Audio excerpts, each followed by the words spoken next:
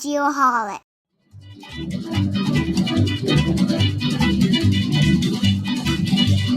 Bright light city, gonna set my soul on fire. I think I found the perfect song, Sean. That's ready to I mean, it's a little, what do they say, on the nose, but yeah. Is that like on the fringe, or is that different? No, that's different. Totally different. A little bit cliche. It's a little bit cliche. Thank you. We're almost there. Viva Las Vegas! Oh, man. We're having a good time. We are. Day 2 of Trimble Dimensions 2024. It is. Quick recap of day 1. Quite simply, it was amazing. Yeah, it was a great day. It was a great day. Talked to some great people from Trimble, some users of Trimble gear, software, everything. It was got a great. little education part in there at the end. Yep. What I said this yesterday, what I was really happy about was we, of course, see all these people that we know and love and talk to all the time, but we didn't. All our interviews were with new people. Yes, nice. new geoholics. What about you, Peter? How did you? What did you take away from yesterday? It's a very big area to get from one place to another. It I just is. felt like I was running backwards and forwards from sessions and. Actually, just using the restroom, you get like the entire because it's on the complete other side of the whole thing. Yeah, I had to go yesterday, and Sean's like, "You have 5 minutes." I'm like, "I can't walk that in 5 minutes." It's crazy, but and we had a lot of fun last night. Went to the Knights game. Yeah, We that did. was Big awesome. group. That was cool. Yeah, man. Of course, a hockey game in Vegas. It's a little different. It's a little different. They put on a show. Don't they? Yep. I was impressed. Yes, Definitely. Well, Trimble, we can't thank them enough for having them inviting us here. Absolutely. It was a great show. And day 2 shaping up to be just as good, if not better, than day 1. So I'm really excited about it. What are you looking forward to today? Just talking to new people. I mean, I am a people person. I know. Yes, this. I like know. people, and it hasn't always been that way, though. I think this podcast has made me like people that much more. Well, I think you like new people. Yeah, I love new because people. they don't know you yet. Yes. Once they get to know me, they may not like me. But in the meantime, I am looking forward to that. Just making some new friends. Well, hopefully I get to sit in on some of these today. Yeah. I'm not running Yeah, around. I know. You were everywhere. running around Yeah. like crazy yesterday. So is that what you're looking forward to today? Yep. And then Wednesday you're doing some speaking or something? Yep. Davey, Michael, and I are speaking about surveying and moving forward and education and all that kind of stuff. So Yep. that's exciting. Another thing I like is a bunch of our friends of the program are here. Yes. And it's really nice to catch up with them, in a little bit different setting and shower them with gifts. Yes. Yeah. We have some special gifts. I met Ted yesterday, so that was Ted's nice. the best. Just gave him a nice little gift. Yeah, indeed. Yep. And we have to thank Michael Dix. The best. He's been amazing host. He's been a great partner for us. Got to hang out with him the first night and probably see him again today. So can't thank those guys enough. We will. And then we have the dinner with Trent, TK, tonight. We do. Looking forward to that. I just found out about it, but I'm looking forward to it. And then what's the other thing? Altair Central. Altair Central. Yeah. Big happy hour this evening. Always a good time. So, it's going to be a good day. Yeah. Super excited. We'll do as many interviews as we can fit in between now and the time they kick us out. Yep. I'm ready. Let's have some fun. Yes, Let's do it. All right. Let's get this going, man. Yeah, first one of the day. Yep, day 2. Excited to get this interview going here. We have Owen with us. So, Owen, if you would, just real quick, self-introduction, give us your name, who you're with, and what you do.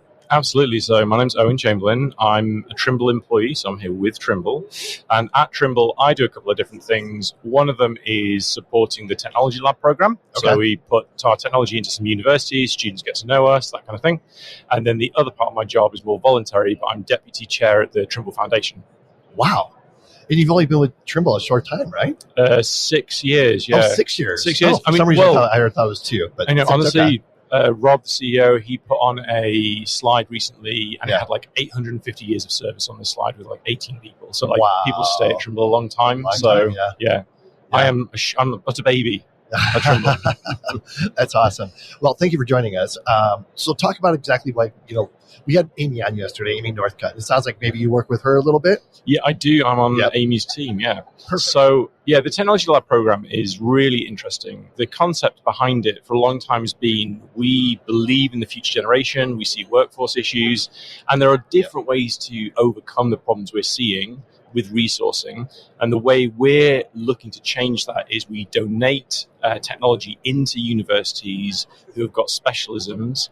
A good one would be Edinburgh Napier in the UK, for example. They've got a great construction program. And in the process of doing that, students get to use that industry-leading technology.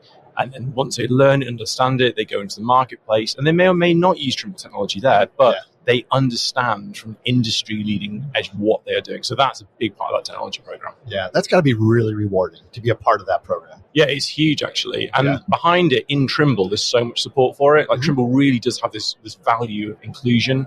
And so, we just feel really supported in that. It is very rewarding part of the business. How many universities have a Trimble Technology Lab?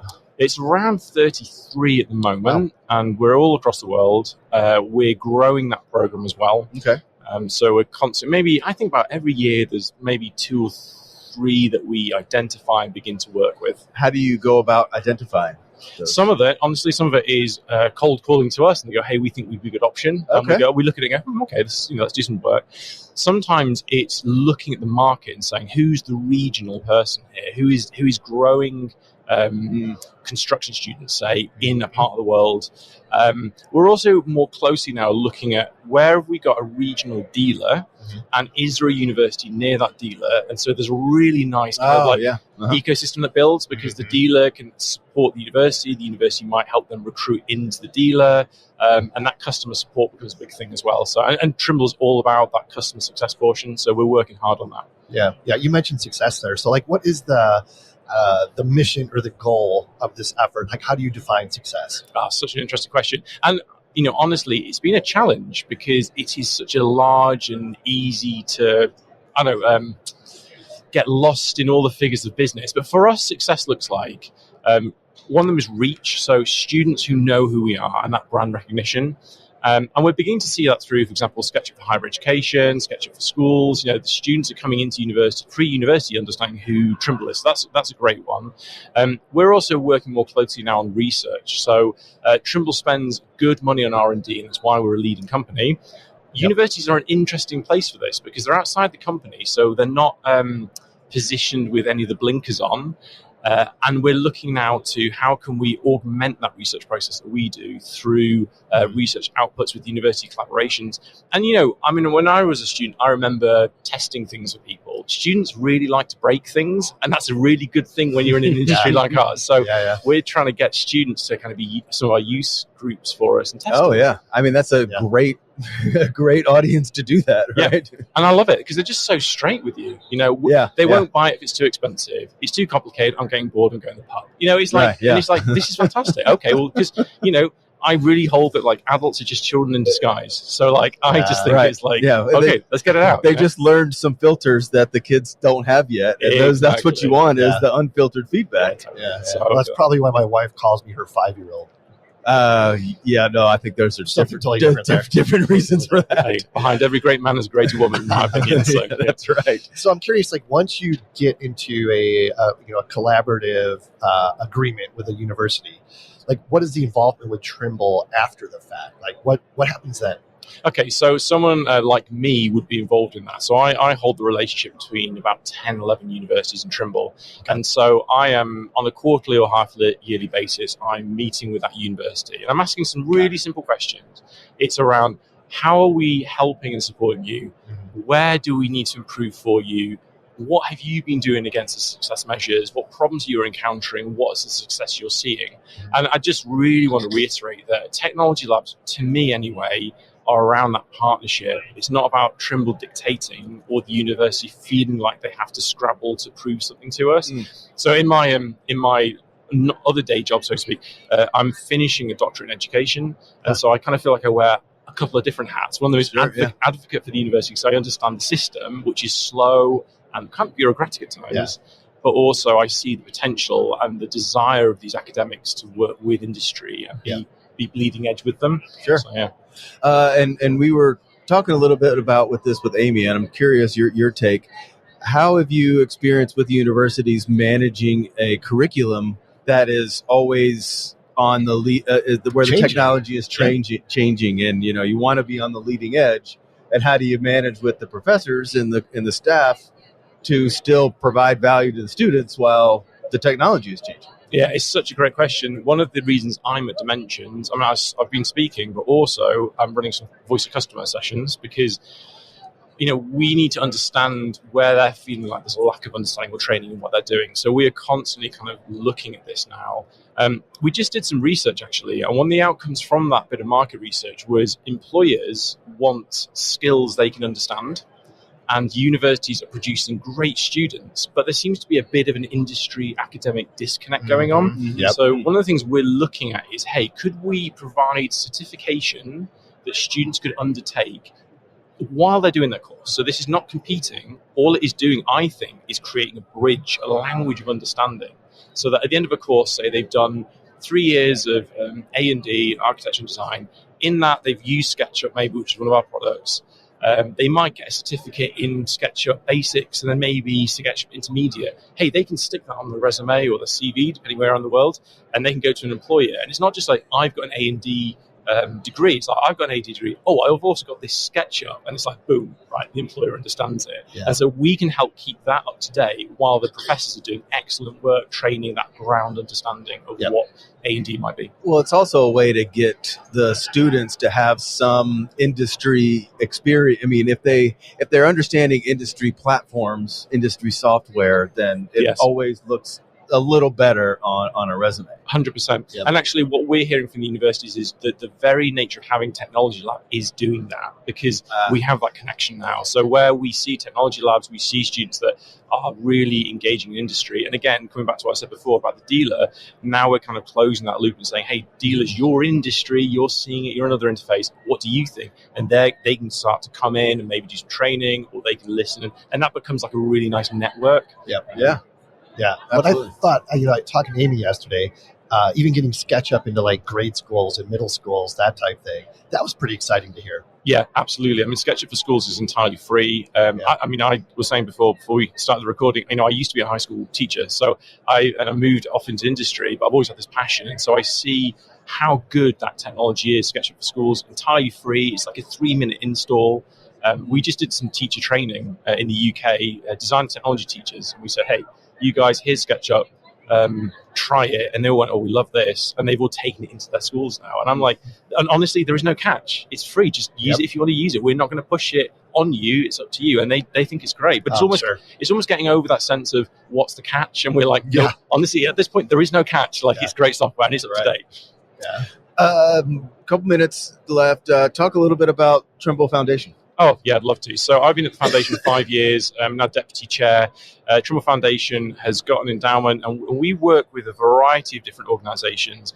And Trimble's mantra is to transform the way the world works, and the foundation is trying to do that as well in a philanthropic way. So a great example would be Halo Trust in Ukraine. We're doing some demining work there. Well, they're doing demining work, and we've supported them with technology and training and financially.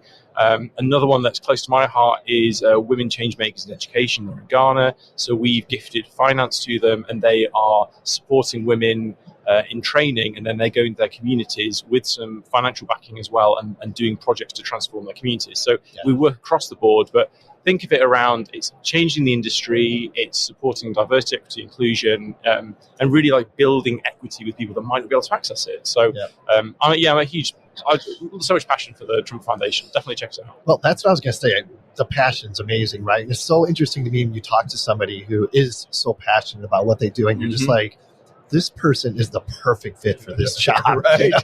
That's the impression I get with you, Owen. So how do universities or anybody find out more about the Trimble Technology Lab? Absolutely. Trimble.com, there is technology lab information there. So I would say go to there. If you find me on LinkedIn, anyone can find me. Owen Chamberlain. I've got a beard, and I might have a hat at some point. I spent a lot of time in Texas, so I've got to wear a Stetson sometimes. So have a look for me on there, and the same with the foundation as well. Okay, that sounds great. Yep. Great to meet you. Thank you for your time. Yeah, thanks for That's having me. awesome. Absolutely. Yeah, Thanks. thanks. Thanks, guys. Bye. All right.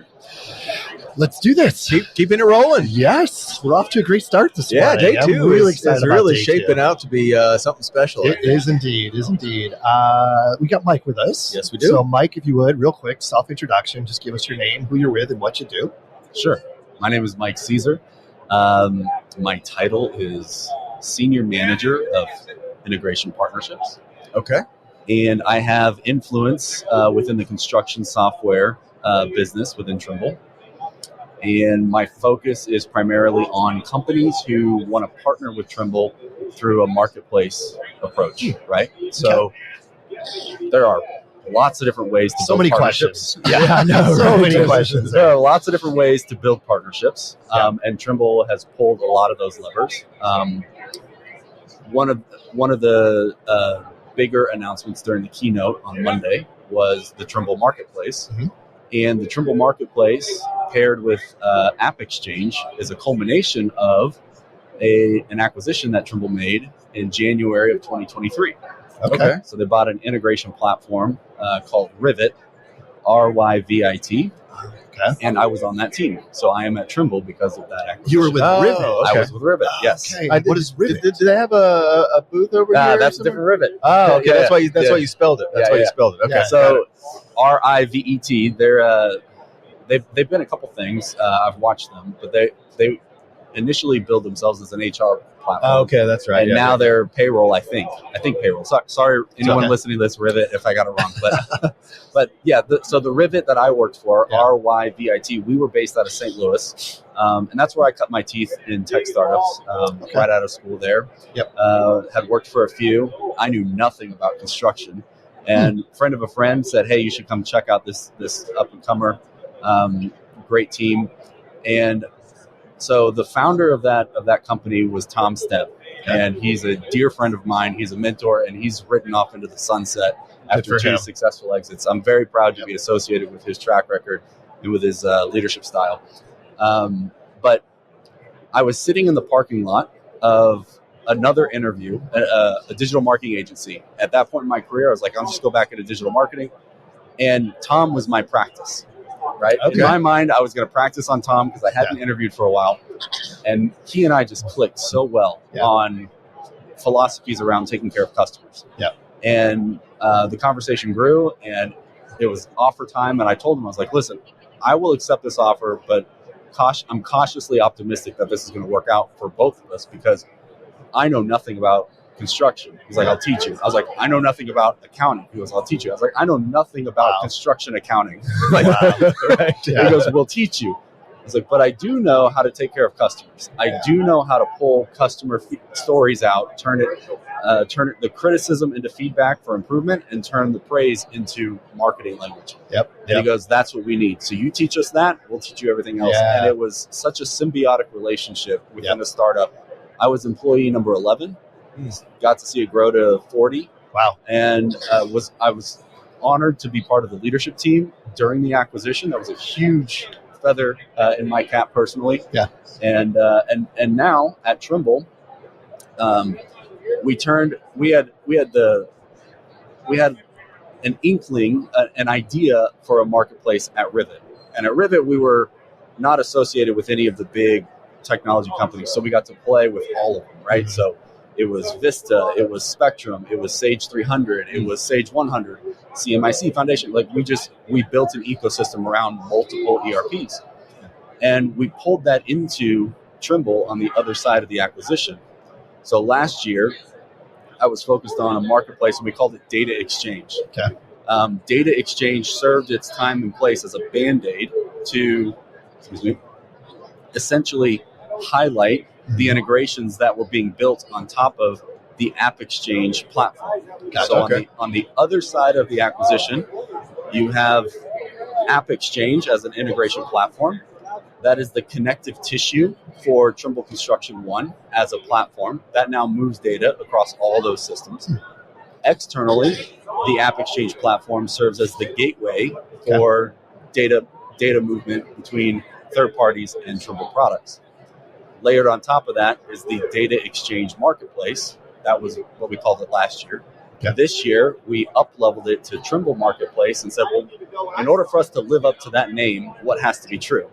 It can't just be integrations built on App Exchange. It's got to be integrations. It's got to be extensions. It's got to be plugins. It's got to be apps, and it has to reach beyond just construction. Yeah. So the vision for Trimble Marketplace is multi-sector, construction, manufacturing, agriculture. All the sectors that Trimble touches, geospatial. That's coming. So as the marketplace grows in its influence, so too does its ability to become more relevant across the entire Trimble ecosystem. Well said. Well said. 2 questions. First of all, I think we had the Geoholics marketplace before the Trimble marketplace. Yeah, we really should have trademarked that. Maybe we should have trademarked that. Yeah. You mentioned Tom, right? Yes. Who was your mentor. Yes. And mentorship is one of the things we talk about a lot on this show. Talk about the importance of having a good mentor like Tom. Oh, well, I can answer that through the lens of having had a bad one right before that. Okay. So I worked at another company, and for decorum, I'm not going to talk about it publicly. But my previous employer was another startup. He did a lot of things right. Emotional self-control was not one of them. And I saw him lay into his team whenever mistakes were made. Right. And it was an unsettling time for 2 years. And that 2-year period created in me a void of self-doubt, because it was a 2-year stretch at a startup where I left a good job that I was good at to take a chance on a startup. And for 2 years, we couldn't even give the product away. Mm-hmm. It didn't work. That makes it hard. The customer didn't want it. And I was the director of customer success with no customers to help succeed. Yeah. And so that 2-year stretch, I was like, did I just get lucky at the other job, or am I the problem, or is the context the problem? Yeah. So that ran its course. I find Tom and I find Rivet, and within the first week, immediate success. And I was like, okay, yeah. The context matters. You got to have the right team. Yeah. You got to have the right product. But all of that stems from, no pun intended, Tom Stem in this case. And Okay. Tom was a servant leader in the truest sense. Oh, we love that. He decided from day one that he was going to be led by the customer voice, led by customer feedback. Yeah. And he decided that he was going to build a team and build it with accountability. I think that was the first time that I saw accountability in action from the top down. Yeah. And they weren't just saying things to please the whale in the room or just make people happy and chase the almighty dollar. Yep. It was, hey, we are going to commit to solving these problems. We are going to find customers that need those problems to be solved. And we're going to make sure that the product and the sales motion are connected and accountable to one another. Nice. And that was a really solid foundation for him. I'll claim him as a mentor. I know several other employees in that early stage will claim him as a mentor as well. Yeah, that's great. Because of those principles. Yeah, and because you have that perspective, you know how lucky you are to have had that experience with Tom. Talk about the integration with Trimble. Yeah. How that's gone, and kind of what you're looking forward to moving forward. You mean like the company integration with Trimble? Yeah. Sure. Yeah. So I think it's a testament to the thoughtfulness of the acquisition. Rivet was approached by several suitors over its run.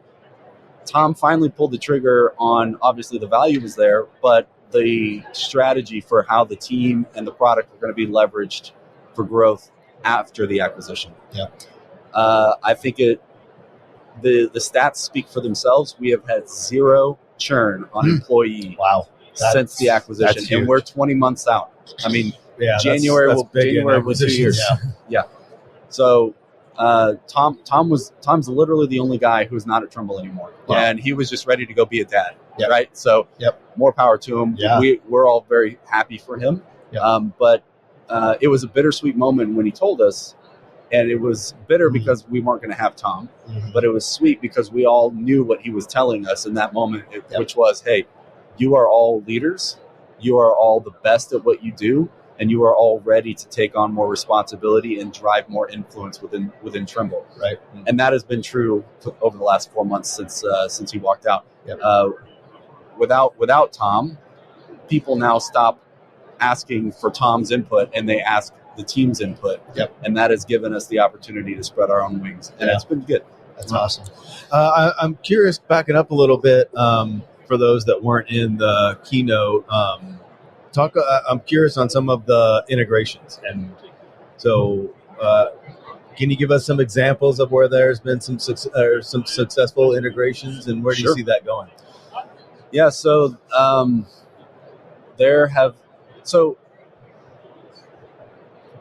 what we did on the other side of the acquisition was we shifted our model from selling integrations themselves to now selling the product of the iPass. Okay. And putting the tools in the hands of construction companies and in the hands of software companies. Gotcha. So we now have a product called App Exchange, and we basically have App Exchange for contractors and App Exchange for products.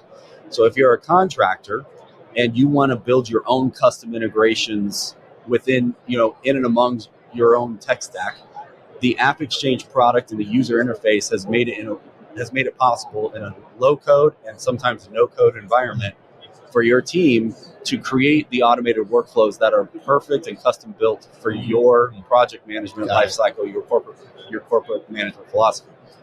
If you don't want to create your own integration workflows and design the logic yourself, the marketplace is where you would go to look at all the out-of-the-box options. Okay. And so what's been transformative is, from a partnership perspective, I can now go out to our partners and say, hey, listen, I'm not in the business of putting any one partner on a pedestal in front of the sales and marketing team and saying, hey, these are the partners that we need to put a spotlight on. Right.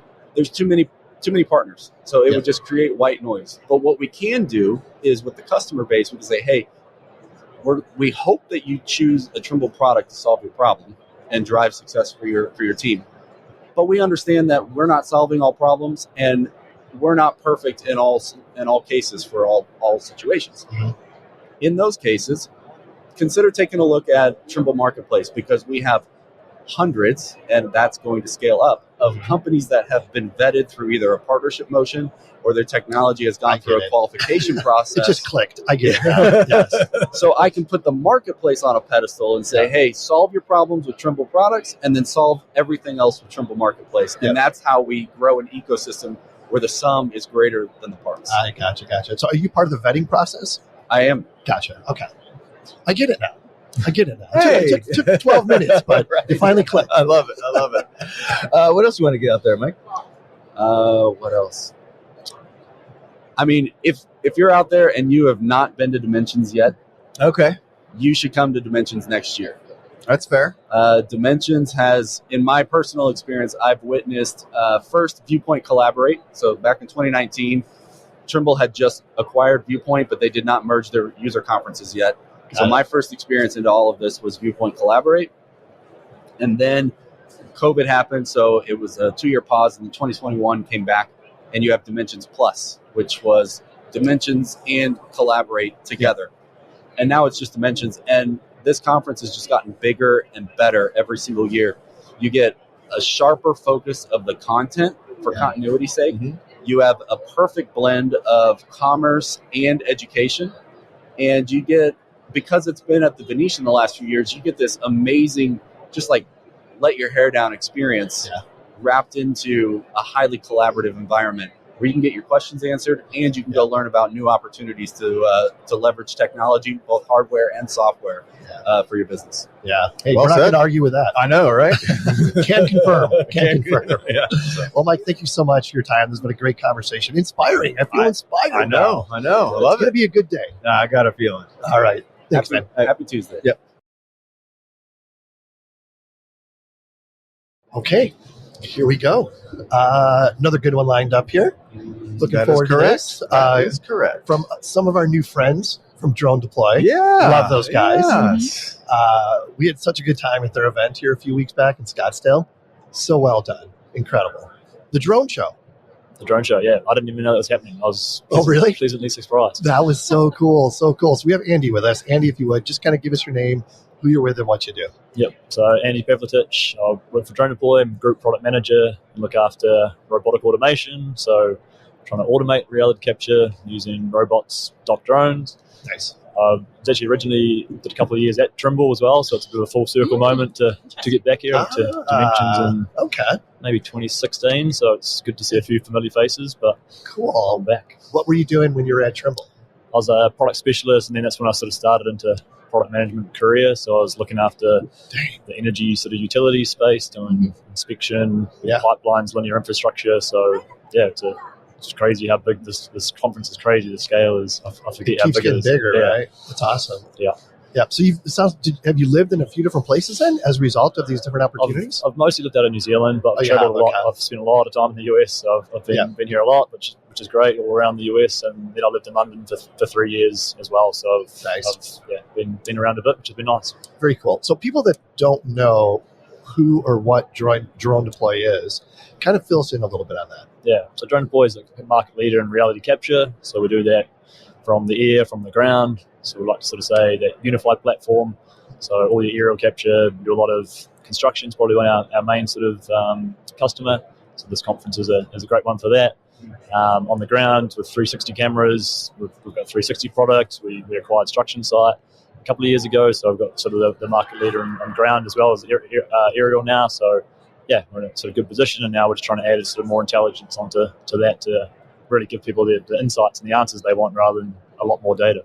There you go. I love that. Intelligence. So all the AI sort of integrating all of that. Yep. So it's pretty. Yeah, it's obviously advanced a lot. There's a lot of the AI hype now, but I think we're actually starting to see some good products and good uses out of it. I think you guys were at the conference a few weeks ago now in Arizona, and we announced Safety AI and some of the progress stuff coming up. So I'm very excited about where that's going. Yeah. And talk a little bit about the how you guys partner with Trimble. Yeah, so with Trimble, we do a little bit on the high accuracy stuff. So obviously Trimble's the main event really for high accuracy. So PPK with Applinix, we're doing integrations with that, and then we're now looking further to like how can we integrate further into Trimble Connect, some of the business center stuff. So yeah, we do a lot of the capture, the processing. We sort of want it to be that really nice, easy platform to use, share that across the teams. But if you need to go into a really deep workflow or anything, it needs to go to the right place to do that. So we push to a lot of different platforms like that as well. Your Procores, your Autodesk, your Trimbles. It's where people sort of want that data in the end. Yeah. So with DroneDeploy, are you guys collecting the data as well as processing it? Yep. And is it what's the business model? Do you get a subscription, or what does it look like? Yeah, so business model is subscription. So you pay an annual subscription. So capture for the flight app for most non-dock drones, just normal drones. It's a free app, so it's really nice, really easy to plan. So I've used it before. Oh yeah, tell me more. I have a couple of times when I've flown my drone. Yeah, so we're trying to make it super easy to be able to fly that, to capture the data. It's sort of it's the first blocker that people come up against is actually trying to capture it. And all you need to do is just draw an area on a map, and it'll automatically tell you what overlap you need, how to fly. You don't have to know anything. You just draw the area and push go, and it's almost scary the first time it takes off. You're like, is that all I have to do? Is that drone going to be okay? And then once it gets down, you upload the data into DroneDeploy, we process it and stitch that into high-resolution models and maps. Yeah. So do your customers have their own drones then, or do you provide that as well? Yeah, so we partner with people like DJI and different drone companies, and so they typically buy their own drones through those resellers. We've got some preferred partners and recommended partners that we use, and then we're purely really on the software side. Gotcha. Sean, this sounds like something we were just talking about. It does. Might be a solution that might be good for you. I think so. Yeah, the wheels are turning. That's why I'm not. Is that why? Yeah. Well, I'm thinking about. Yeah. Well, because we learned so much from the conference a couple weeks ago. Yeah. Do you have a similar experience coming to something like this? It's very construction heavy, right? Yeah, it's definitely quite a different conference. I think it was quite nice. It's maybe 400 odd at Horizons for our conference. It feels quite sort of, you get to see everyone, chat to a lot of people, and it's quite but this is just, the scale is pretty amazing, and seeing so many different use cases for what people are doing, and Well, you're going to have to give us an example of something you've seen in the last few days of maybe a use case that you hadn't thought about before. Oh, use case. It's tough one. Or maybe just something interesting. Yeah, I guess like we're trying to look now. We do a lot of construction, but industrial inspections is a few. Yeah, that's another big one. I do a lot of work on the ground robotics side, what's the name of Spot, other rovers and stuff like that. And a lot of that is really, I guess, the traction is in big industrial inspection of things that need to be inspected regularly, hazardous, dangerous environments that no one really wants to be doing that work. So I think that there's a few energy customers and stuff here that would be pretty interesting to see. Probably that more asset-centric stuff. Like with DroneDeploy, it's very location and geolocated and really all that sort of side of things, but they really want to know, like, how's my asset going, or like, and then push that back into those asset systems as well. So I think that's something that we want to see if there's some fit there as well. How do you guys manage all that data? Well, yeah, there's definitely a lot of data, and it's just getting more and more now. So I think we're pretty lucky. The platform's been around for a long time now. We've got a pretty good engineering team, and now, like on my side, we're trying to automate this. So we're now capturing with robots, and we're sort of capturing. We're seeing like 10 times, if not 100 times, the amount of data that. And I was sort of saying before, it's like typically not someone's job to capture data. So they're on the construction side, and it's like the last thing they want to do. They're already stretched. So, but if there's a robot doing it, or a drone, or you can, there's no like really additional cost, or very small additional cost to capture multiple times a day. So now we're really making that platform, trying to, I guess, ingest that data, but make it easy for people to understand what's going on. It's not overwhelming, and that's where those intelligence pieces are coming in. So can you just get a report? What's a summary of what happened from this capture to the last capture? I think that's the exciting part, and I think that'll actually drive more robotics, because it's you get an answer, and then you're like, the more I capture, the more I kind of get. Got it. You're obviously based in different countries, so they're using different software or different units of collection. True. How do you manage that? Yeah, so I guess the metric, and I'm still trying to convert to imperial. I'm pretty used to. I'm reasonably good now at trying to convert to feet and inches and all that sort of stuff. But for the most part, that's the only two we really need to support, which is nice. It's still the same product. We've got a little bit when we go into Latin America for Spanish and some language stuff, but in Korea as well. So they're the only sort of different languages we do. But most of our team is still in the US, and a lot of our customers in the US, and we're sort of now getting a bit more into the EMEA. So we just opened up an office in London with a few over there. But we've already, before we had anyone there, we've actually had a lot of traction on that side as well. It's nice. It's still, especially for the UK, it's English speaking. You can use the exact same product. So we've been pretty lucky to this point. I think it's going to be interesting through Europe and some of the different regulations and GDPR. You've got obviously all that stuff to think about, and Talk about the customer experience. Like, what does the workflow look like for a typical project? Yeah, I think like we're trying to make it most simple as possible. So that's like your flight planning. It should be as easy as possible. You don't have to train a whole team or a new team to do that. So I think making capture really easy is the first thing. Once the data is uploaded, typically with the project, you'd share it across all the people that need to have that. So you have your own project team that can be editors and upload their own media as well. So you get good collaboration on all the data that comes up. You can set viewers, and they can be third-party viewers. So maybe it's owners or subcontractors that need to see that data to be able to do their job as well. So having a really nice and easy, it's not locked away and just only this team that pays for it gets to see it. We want the more people that see the data and get value from the data, it's better for us in the end. So that's probably like a general sort of look of how our project will look. Okay. And then from that, you can start to create measurements and annotations and issues and start to add a bit more detail around the projects as well. I'm sorry, go ahead. I was just going to say, how do you go with, oh my God, I've just forgotten what I was going to say. Do you want me to go? Way to go, Ken. Put her up. What was I? Yeah. She got you back. It's contagious. She got you back. On the customer side, when they're going to plan a flight or anything like that, if you've got people who don't really know what they're actually doing, they know how to fly a drone, but setting up your overlaps and height flight and speed and all that kind of stuff. Do you help with that side as well? Yep. So that's kind of I think the beauty of like DroneDeploy and how they've done so well. It's you literally just draw that area, you choose a flight height. But all your overlap, all your flight speed is all completely done for you automatically. So because we obviously know what you optimally need to build those maps and models, so we'll do it like that. We've got the ability to go to advanced settings and be able to change some of that stuff if you need to, if you're a bit more advanced. But for most people, they just want a map, and we know how to get the best map. So We don't want them saying, "Oh, I need 70% overlap," and we do it per drone as well. So we know for M3E, it's got a mechanical shutter. We can fly a lot faster and still get really crisp images to do that. So I think that's like a really benefit where you don't have to have much expertise apart from the area that you want captured, which hopefully should have. Yeah. So it's kind of like the easy button for your drone or UAV program. Yeah. For managing it. Yeah. I mean, that's amazing. What else? You got anything else you want to get out there?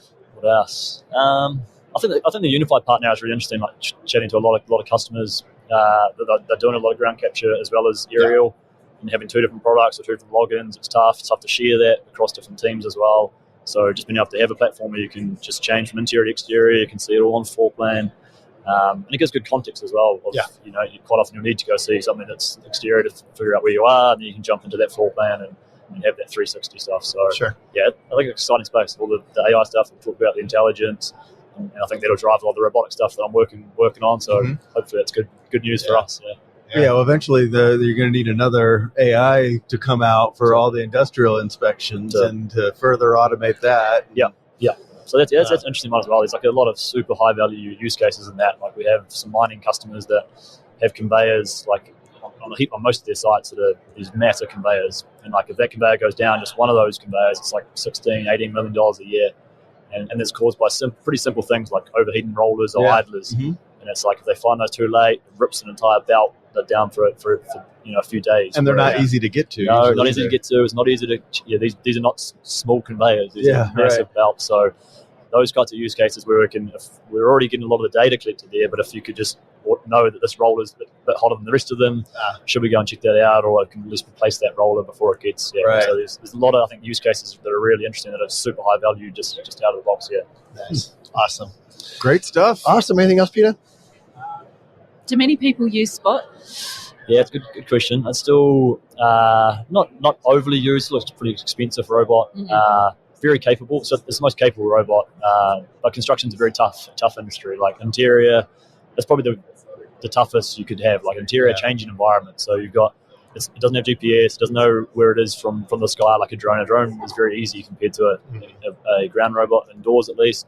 So it makes its own map of the environment, and then once this wall turns up that wasn't there originally, now it's got no idea how to localize or where it is. So interesting. Yeah, it's super interesting. It feels like you're used to drones and you're like, they just work. You can just do a flight plan and they just work. So it's an interesting one. But I think there's some good stuff going into there. There's some cheaper, some different form factors as well, rovers, and so it kind of depends which sites and that they're using on. But for now, we still use it a bit. There's still a few customers that are getting a lot of value from it. It is really like data centers has been one big one where it's not as changing. It's just that typically one big floor, these big data halls where otherwise you're walking like hours a day trying to capture 360 walkthrough. So there's some use cases, but it's for all of them, doors, floors, levels, stairs. There's so many challenges. It's not there yet. Yeah. Awesome.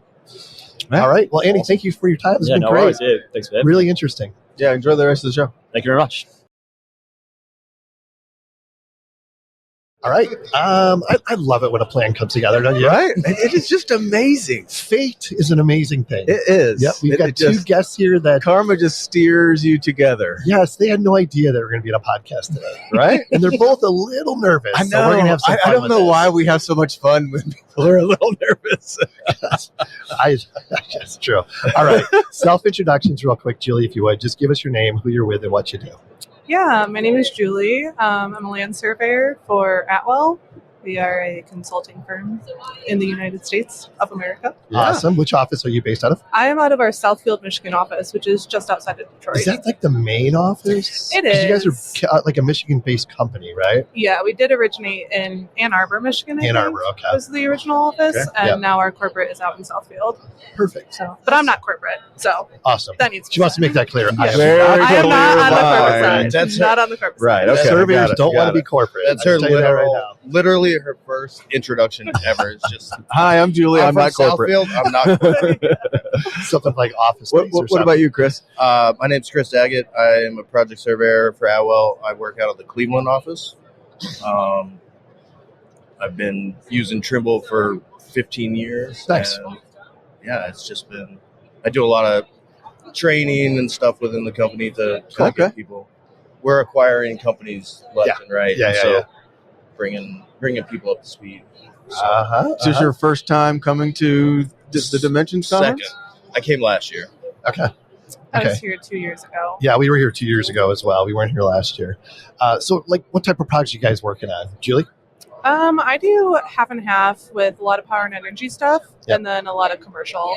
So Okay. we're talking a lot of gas stations, a lot of grocery stores, Yeah, and then a lot of solar farms in Michigan. Sure. A lot of solar farms. It's amazing how, like, the Midwest is just exploding. Well, and when it's it just comes to wild when solar. it's like Michigan is like a hot spot, no pun intended, for Yeah. solar. And Right. that is just, it's odd, but it's Yeah. really cool. Yep. And you guys are working on projects, like, all over the country, right? Yeah, I do. We've got ongoing projects now in North Dakota, Oregon, Minnesota. Yep. Just all over the place. Yeah. How long you been at Atwell? I've been there for 2.5 years. I've been there 14 years. Wow. Okay. We Amazing. love longevity. Longevity, Yeah. yeah. What obviously you enjoy it. What makes Atwell a great place to work? The $1 million question. Now she's nervous. Well, it's Yeah. funny because I'm a big Office fan, and all I can Oh, instantly think of is the interview with Jim and David Wallace, and it's like, oh, what kept you at Scranton? And I just want to say the people, Yeah. because it's true. Like, I work Yeah. with incredible surveyors, It's I have awesome. incredible mentors, a great boss, wonderful Perfect. colleagues, and just in other offices we collab a lot. The Midwest collabs a lot within each other. Yeah. So like getting to know Chris more, and like Chris is awesome at Trimble, and just to learn a lot from him, Yeah. and then like exchange knowledge in auto. I know more AutoCAD than Trimble. Yeah. And just, I don't know, the collaboration, the projects are really fun. Just, Yeah. I don't know That's what more you awesome. could want. Yeah. Perfect. How big is Atwell? How many employees are you guys up to now? I think we're up to like 1,700. 1,700. Wow. Yeah. Good size. Good size. So how many survey crews does that equate to? I curious, don't yeah. know, but I know like out of our office, we have 5 dedicated crews, and then a couple people who float back and forth. I don't know the exact number. Sure. And that 1,700, there's a lot of engineering. Oh yeah, there's yeah. a You lot guys of- are multidisciplinary. Yeah. So We got eco or environmental. And Yeah. Probably like surveying takes up probably 25% of those people, and then for field probably knock that down to like 10% probably for Gotcha. outside. Yeah, that's probably That would be my guess. Okay. And now coming to Dimensions, what do you hear? What do you want to get out of it? For me, I've been doing a lot of scanning classes because I have been getting into doing more of scanning with. We have an X7, and I've been doing a lot of like building face scanning with that, and just trying to find other applications for it because I have this really awesome, powerful piece of equipment that lives in my living room, and we don't use it that much. So just trying to find better uses for that, and just some TBC basics for myself, having not played in the program too much, but there being more of a push to use it more. So what have you learned so far? You found any great use for that scanner other than to keep the door open? It's funny because I was just nerding out at lunch to Chris about that. I took scanning for Ultra surveys this morning. And I instantly emailed my boss and I was like, I want to go on a project that we already did, and I want to try this out and see what the time difference is and how that works out and everything. So I've been getting a little bit out of it and nerding out about it. Nice. What percentage of the projects are your own for your own design team? Is 100% of your projects is for yours, or is it some Probably like 50%. 50%? We do a lot of stuff Internal for our versus external. engineering, but we do have a lot of our external. Yeah, sure. So, I mean, I already know the answer to this, but what is the advantage of going, what's the advantage of scanning a Alta or a Boundary or a Topo versus how it was done before? Why did you get so excited you had to call your boss and say, I want to go do this? So, funny enough, hunting rifle season opens up in Michigan on Friday. And So half the staff is gone? more than that, yes. Okay, yeah. And Most of the staff. We've got 2 field staff and then like 1 project manager, myself, and 1 other person that will not be hunting this year. And the deadlines don't stop just because people want to go hunt deer. Sure, yeah. So I was actually just thinking, I'm like, man, how great would that be for a couple of like the car wash jobs that we're doing to just go, obviously you have to have someone out on site to do a day's worth of boundary work and stuff like that. But I'm like, man, that would be really handy. And we've found ourselves in these binds multiple times, not just from hunting, but from holidays and what have you. So I don't know, just thinking about a way to supplement and Definitely. not get behind like we normally do. So Yeah. I mean, I know people that, their workflow is like for every Alta survey. I mean, not like a massive one, but basically, like you said, go out there, you're going to do the boundary conventionally. You're going to scan the entire thing. You're going to fly your drone over it, and there you go. Yeah. More information than you ever know you needed. Just like that. Yeah. How about you, Chris? What are you excited about being here? It's been more of a lot of this is like more refresher type stuff that but I'm trying to think, like the biggest thing is just networking. Oh yeah. Getting to know people. A lot of these guys I've talked to on the phone, Trimble reps, guys from Trimble. And so to put a name with the face is a very big deal. Invaluable. Definitely. Yeah, it's great. Yep. So what do you see coming up? Have you seen anything new as far as equipment or software that you got really other than, Julie going out and scanning everything possible? I don't think there's really a whole lot new with Trimble. I know the R980 just came out. The new receiver just came out. I think that's kind of their big new thing. And I don't think there's really a whole lot different with that than the R12 other than there's like some ionosphere block. Oh, sure. What about on the software side? Yeah, we've heard a lot of talk about like Access, right? Yeah. Access, Connect, TBC, Connect. So that's one of the big classes that I've been trying to get into is we've been trying to figure out a way to involve Connect with our workflow. Mm-hmm. It's kind of not a problem, but we don't run a lot of our projects solely through Trimble Business Center. Oh, right, yeah. Which I think if you did it, Connect is fantastic. Yeah. So we're trying to find a workaround to get Connect to be beneficial for us. Yeah. We were talking about earlier Trimble RealWorks for scanning processing. TBC is pretty good. RealWorks isn't necessarily for surveyors. Yeah. But there are some benefits to it. For sure. Yeah. So the whole reality capture thing is just exploding. It's crazy with drone and we actually just hired a guy a couple years ago who took over our whole geospatial. He's our drone guy. He's everything, and so he's really been kind of building that program up for us. Nice. So, very exciting. Yeah. What else? You guys got anything else you want to get out there? No, not really. How long are you here for? I unfortunately have to fly out tomorrow morning. Yeah, gotcha. I'll be here till Thursday. Right on. Nice. Yeah. I'm sure there's going to be lots more activities to come. I think plenty of networking events this evening. So Yeah, tonight and tomorrow. Big party tomorrow. Oh yeah, we'll be there. Yeah. You can be on the podcast. Yeah, look at that. Once is enough. All right, guys. But Thank you. I'll bring you guys a beer next time. See, now that's a quality guest. We'll let you do this right there. for free then. Yeah, exactly. Thanks, man. Thank you. Chris, Julia, thanks for stopping by. It was a lot of fun. Appreciate it. Yeah, thank you. Thank you. Hitting our stride, buddy. We are hitting our stride. Mid-afternoon It's like we're in a marathon. We just crossed the halfway point. I know it. And all those little cups with all the water are lined up, and we're starting to hydrate and keep going. Only it's mezcal. Oh, yeah, only it's about to be liquor.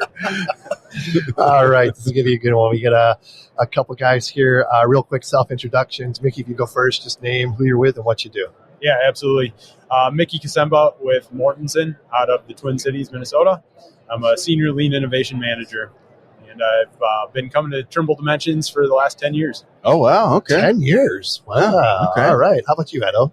Eddo Feyen. I'm a lead surveyor with Mortenson Construction, our civil division. Been with the company for almost 11 years. Mm-hmm. And it's my second dimensions. Cool. Yeah. Cool. So do you guys, obviously you work for the same company. Do you collaborate as well on different things, or did you just meet today for the first time?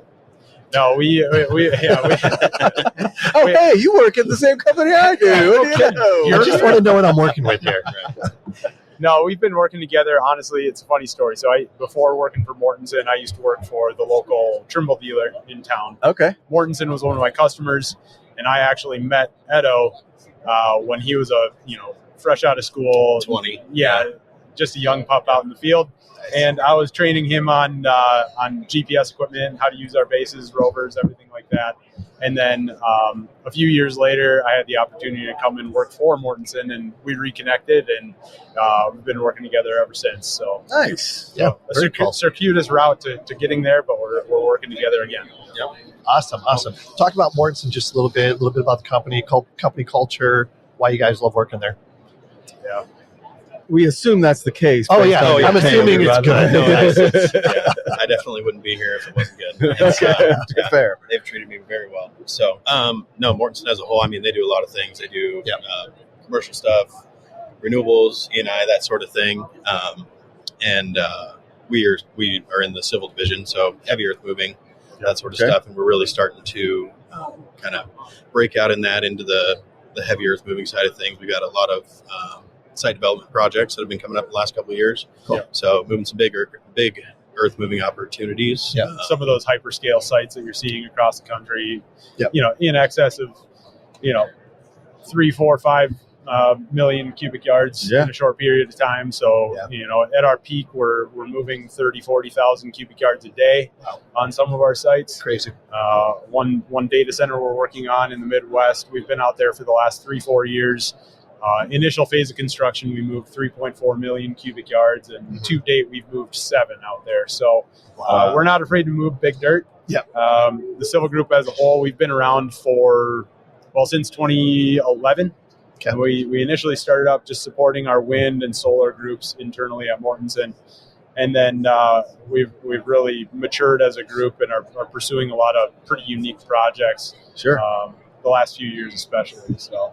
And then what do you gain from coming? I mean, obviously when you're in a Trimble dealer, it's one thing, but talk a little bit about what you guys are using the new equipment for. I mean, how do you keep track of 40,000 yards a day without moving dirt more than once? Yeah, you gotta be pretty intentional when you're doing that. You're not moving, 3.4 million cubic yards of dirt on accident. Right, sure. So you gotta be tracking that pretty intentionally. For us, that's meant the adoption of things like drone technology. We're big users of Propeller. Mm-hmm. We fly a whole host of drones on our projects, DJI products, Wingtra products. Our drone program, we launched it in 2022. I'm actually out here presenting on that. And it's been a game changer for us. It's really transformed our organization, how we interact with site data, and who has access to data, actually. A lot of times, it's the technology folks, the folks that are here at this conference who have access to that 3D data, who have access to site data to that, of that caliber. And what Propeller and drones have allowed us to do is get that data into the hands of the everyman. Yeah. The superintendents, the PMs, the people who wouldn't typically have access to a 3D model. Drone data and drone platforms give us the ability to put that data in their hands so they can make better decisions quicker, leading to less rework, everything like that. So I'm just curious, on a job like that, are you doing daily drone flights or weekly drone flights, and are you creating new surfaces every day just to show what the differences are? Yeah, it's typically been a weekly cadence. Okay. However, depending on demand and depending on what's going on site, that might be semi-weekly. Mm-hmm. I'm on a site right now where I'm flying Mondays and Thursdays because the project team out there honestly can't get enough of the drone data. Mm-hmm.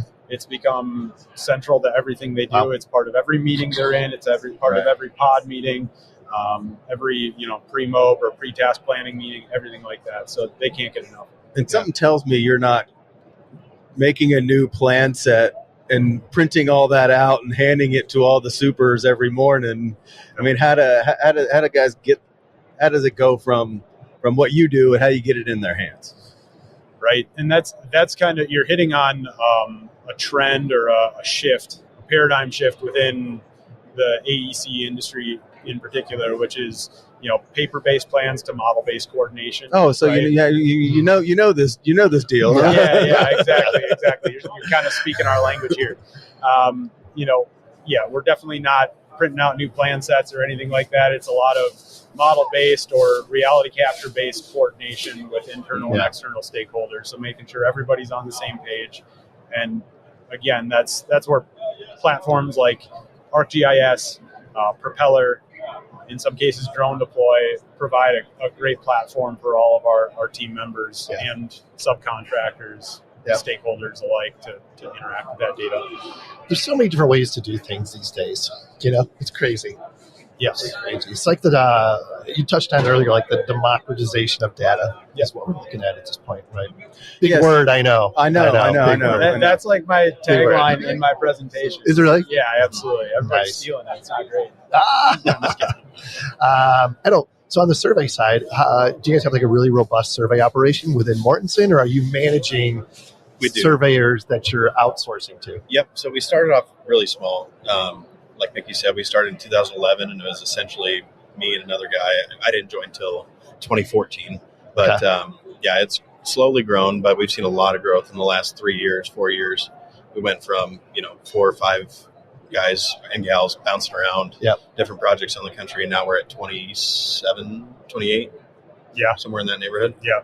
Nice. So it's a lot of moving parts, a lot of people, a lot of equipment. And so from that standpoint, we're pretty dialed in. From the survey side of things, and then just the addition of drone technology, and we've dabbled with other things like mobile LiDAR and stuff like that, and so it's all kind of just accumulated to where we're at now, and kind of hit its peak with the drones, and just really getting like the full suite of propeller and that sort of thing has made a big difference and made things easier in the field. We got 27 pilots. Oh, wow. Yeah, 29 pilots. Yeah, 29 pilots. And that's not just surveyors, that's engineers, that's project managers, superintendents, so we got a lot of capable people out there to get the data, and it makes our lives easier. We're not out, boots on the ground every day trying to cover thousands of acres and rough terrain or whatever it is, right? So it's really made a big difference for us in our efficiency and just overall productivity and bottom line, really. Yeah. Well so said. what's the whole? Why doesn't everyone have a drone program? And what's the hurdle, or what's the hurdle that you guys got over to implement this in the workflow? Yeah. Well, it looks intimidating at first, right? Yeah. When you don't know anything about it, you're, oh my gosh, I have to get an FAA license. We got to do this. We got to insure it. We got to, all these things. There's the upfront cost of the drones, all that sort of stuff, right? Some barriers to entry that are the case with any new technology, but the barriers associated with drone technology seem especially daunting to some people. For sure. So what do you where do you see this going? You've been here. I'm sure you've seen some things that you didn't know about, or maybe hadn't heard about, and maybe got to learn. Where do you see your drone program going next? Yeah, what's next? Right, the big tagline of Trimble Dimensions. I would say for us, it's bringing drones earlier on into the design phase portion of the project. So moving left, as we like to say. Okay. So bringing drones left. That's left on the calendar, or left on your project schedule? On the project. Okay. So bringing it left. Yep. So bringing drones into the project life cycle earlier. We're really exploring LiDAR technology. We've been looking at that for the last year and have recently acquired a LiDAR scanner. And so we're doing our own LiDAR data processing on some of our projects. Oh, nice. Really cool. Okay. Still in the early phases of that. It's not by any means a mature process, but I think that'll hold some pretty big benefits to us down the road. Yeah.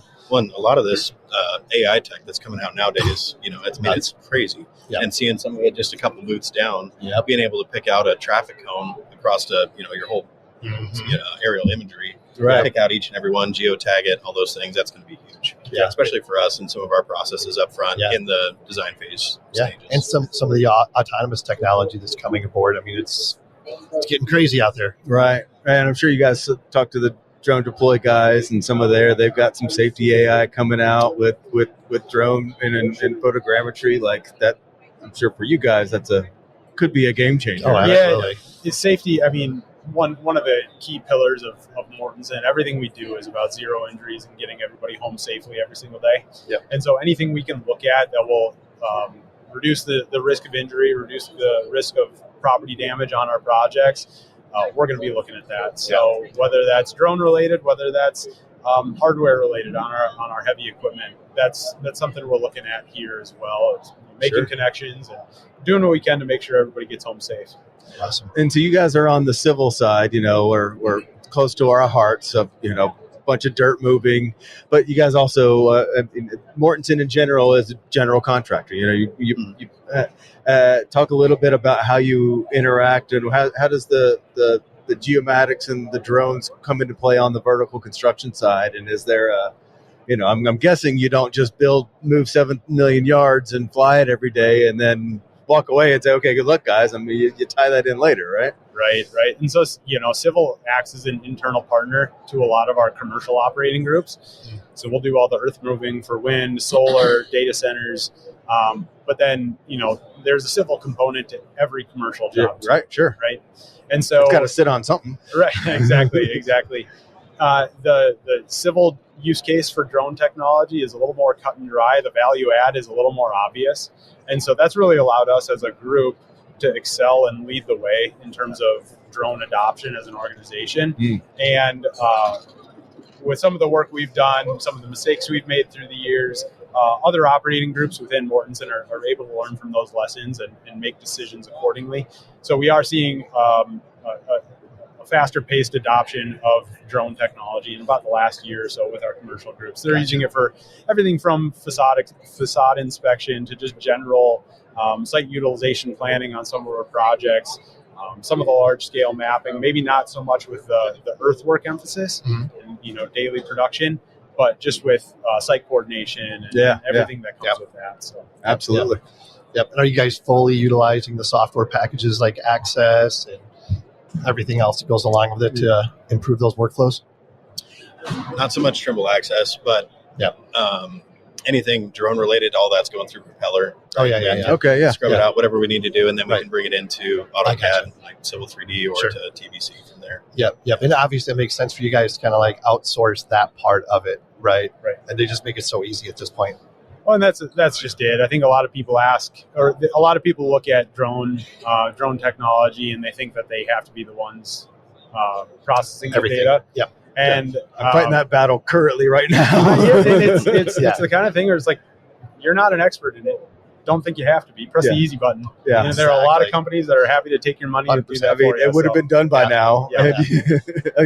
No one gains anything by you diving down the rabbit hole and trying to figure out how to smooth that line out. Exactly. And when you make it easy, that's when you make it that's what allows it to transform your organization. Yep. When it's easy, it's adoptable, and it can really transform your operations. Yeah. Well, it's a day and night difference too. I mean, like some of our older processes with some of the mobile LiDAR and that, it was daunting. I mean, it was a real process to get that stuff done, and now it's just drag and drop. There's other people that are really good at it. Use them. Yeah. Anything else, guys? That's about it. I really appreciate the opportunity here. Thanks for taking the time. It's been great. Absolutely. Appreciate it. Enjoy the rest of the show. Thank you. We'll see you guys. Definitely. Sounds good. Okay. Okay. Go for it. Now you get to talk. Man, we are firing right away. Oh, this is going to be awesome. I was walking by their booth, and they got some technology that is game-changing, in my opinion. And we're going to hear all about it. So real quick, if you would, just name who you're with and what you do. My name is Moshe Dalman. I'm CEO and co-founder of Rodradar. Rodradar is the radar bucket company. We integrated a ground-penetrating radar into a digging bucket. We enable the operator to know while digging that they're about to hit a utility. And we are the only ones that are part of the excavation production. Everything else is outside the process. Surveying, mapping, calling people to locate and so on and so forth. We are the only ones that are part of the excavation for the known and unknown utilities. This is special. This is special what he's doing here. So what, just out of curiosity, what's your background? What led you to this point? We are an Israeli high-tech company. We started with a completely different radar for helicopters to avoid hitting wires and pylons. And somebody asked us if we can see a wire from a mile away, can we see a utility 3 feet into the ground? And this is what ignited the idea. So we started from zero and we created a new version of ground-penetrating radar that's tailored for the mission of short-range detection of any soil, in any soil of any utility. So, I love it. So with that software and everything that you use, do they have any other information in that, like from other locators and stuff, that there may be stuff beforehand? So first of all, we started with quite a heavy hardware gig, okay, because we invented the radar, okay. So there's antenna and there's a radar computer, and on top of that, it's integrated into a digging bucket, and the digging bucket has to protect the radar, so it has to be a designated bucket. Okay. Now we are the ones that are creating the capability to see into the ground, and now we are starting to work and partner. Okay, and for example, in the offsite, there is a demo of a proof of concept of our integration with the earthwork suits. So they will know where they detected, and they can always get back to this place because the information is registered on the system. Now you connect it to a beam system, and everything starts to talk to each other. We are going to be the ones that are going to supply the real ground truth once a utility is detected and exposed. So there has to be some patents here, right? There's lots of IP. We are protecting both the radar itself. We are protecting the software because we did all kinds of stuff to get the technician out of the process to present the information to the operator in an understandable and actionable way. So there's a lot of IP there. And there's a lot of IP around integrating such a system into a digging bucket and using the movement of the excavator to generate the radar picture. So this is real cutting edge technology. Oh, no question. Okay. So the radar is built into the bucket. True. Right? So the bucket has to protect the radar. Yes.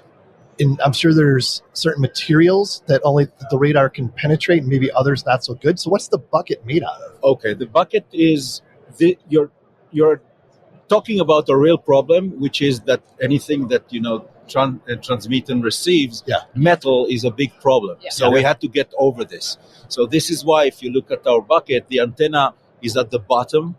Okay, the antenna is protected by a polycarbonate. It's like a polycarbonate brick. 2 bricks of polycarbonate that are sitting in a double space in the bucket, and they are scratching the ground. So the bucket is built in a way that the erosion of the metal and the erosion of the polycarbonate is more or less the same. So this bucket, our bucket, is supposed to be like a regular utility bucket that you will be able to use it for the same duration as you use any other bucket. But there are lots of stuff of ringing of metal and making sure that this can operate in such an environment. Yeah, exactly where I was going. We're trying to go with that anyways. So the way that it works, it's not doing it when it's digging, you're sticking it on top of the ground and then you're digging? Or what you're supposed to do is before you dig, okay, you scrap the bucket on top of the soil, okay, you drag it, okay, you make sure that the antenna touches the ground all the time.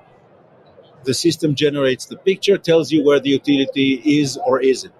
Now, what's special about our system is that once you excavated, okay, let's say you took half a meter, you can scan again, and it will tell you what's in the next layer. And this is why we traded accuracy for penetration. We can detect from very shallow range, down to 10, 15 centimeters. Now, I know that you guys come from a surveying background, so you've used ground penetration radar. Mother Nature is kind or bad to all of us the same. So clay and moisture and salt and the angle of attack, we're affected by this. But because we are getting so close to the utility, that's our advantage. We can overcome some of the limitations of the technique.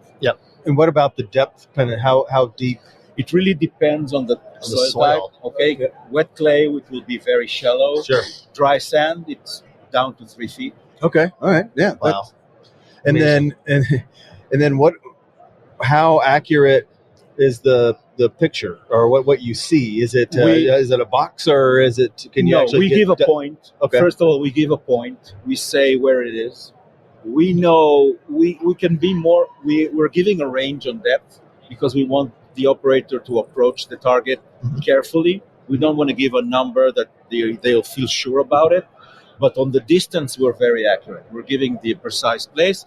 It depends a lot. Okay, this is a new technology. There's still there's the human factor still there. Yeah. Okay, Sure. The quality of the picture really depends on the quality of the scan, And that all the depends other on the factors. motion too, On the right? motion, Yeah. Okay. Okay, and So the motion is interesting. generated by the sticks. Yeah.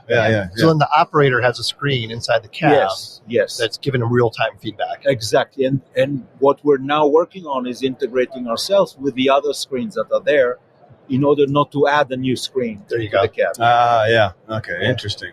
Amazing. So cool. So a foot? Is that a foot? Plus or minus. This is the shortest range. A third of a meter. Yes. 300, yeah. There you go. Foot 3 of a meter. Yeah. So what's your what is the tie or the relationship with Trimble? I believe that there's tons of synergy between us and Trimble, and I'm very happy to say that we have already a proof of concept integration that is being demoed at the offsite, and the response we are getting is that, okay, this is the way to move forward. This is the way that you can take out the human scanning motion out of the equation. This is the way you can get more accurate. This is the way it's repeatable. So there's tons of synergy. We are focused on the sensing side, okay? And we're just scraping the top of the capabilities of the technology. No pun intended. No pun intended. And as we learn and as the system learn, we will be able to do more and more and more in order to give more accurate information, in order to give also utility type information. For example, we are now teaching the radar to learn automatically what type of soil is working in. We're using artificial intelligence capabilities in order to do that. So we're just in the beginning of the technological journey of this system. Yeah, and I wish I remember the number. We've had a lot of like subsurface utility engineering people on the show, and I know they always talk about the cost savings that goes along with doing subsurface utility engineering. But now you bring this onto the and there's some weird stats too. It's like every 8 minutes someone has hit the line or hit an something like underground that. utility, and Much more. You probably know. Much more. The statistics say that about every half a minute a utility is hit in the United States. Nuts. The global numbers are $100 billion a year. Got it. But everybody that you talk to agrees that it's only the tip of the iceberg. And the reason is that most of these events go unreported because the contractor would rather solve the problem itself, take the pain of the downtime, and not call his general contractor or call his insurance. Okay? Big companies have like up to $2 million damages. They don't even call their insurance. They take it. Or it's just built into the project expectations because it's cheaper to try and hit it and fix it than try to find it and avoid it. Yeah, but once you avoided a utility that otherwise you would strike, okay? And once it compounds, you will be starting to save tons of money on the projects. Yeah. So what is like the I know obviously this is pretty new technology, but what's coming down the pipe as far as it goes? The ability to go deeper with deeper, be more accurate, be more consistent with the less false positives, all the regular radar issues, and also to make sure that we are. For example, there's one thing that we do that no one else can do in the GPR world. We can detect parallel. We warn from parallel utilities. Got it. Okay. Yeah. The carts, because they're crisscrossing, they don't have to do that.